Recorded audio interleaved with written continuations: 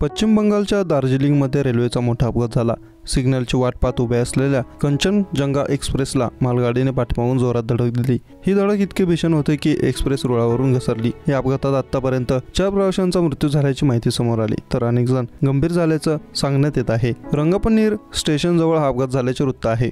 या अपघातात रेल्वेच्या मागील बाजूच्या 3 डब्यांचे मोठे नुकसान झाले आहे। अपघाताची माहिती मिळताच रेल्वे पोलिसांसह प्रशासकीय अधिकाऱ्यांची घटनास्थळी धाव घेतली, बचाव कार्य सुरू केले आहे। मिळालेल्या माहितीनुसार कंचनजंगा एक्सप्रेस NGP हून सियालदहकडे जात होती। सिलीगुड ओलांडल्यानंतर एक्सप्रेस रंगपन्नीर स्टेशन जवळ आली। दरम्यान निजबारी जवळ सिग्नलची वाट पाहत एक्सप्रेस उभी होती। यावेळी भरधाव वेगात मालगाडी आली। काही क्षणातच या मालगाडीने एक्सप्रेसला पाठीमागून जोरात धडक दिली। ही धडक इतकी भीषण होती की एक्सप्रेसचे 3 डबे रुळावरून खाली घसरले। या घटनेत आतापर्यंत 4 जणांचा मृत्यू झाला असून अनेक प्रवासी गंभीर जखमी झाले आहेत। मृतांचा आकडा वाढण्याची शक्यता आहे।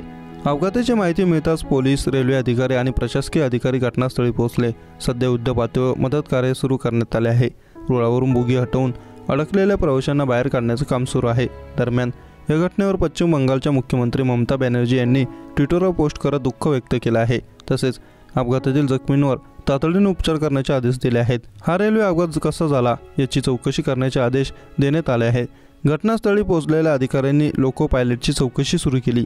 मालगाडीचा चालकही गंभीर जखमी झाल्याचे सांगण्यात येत आहे।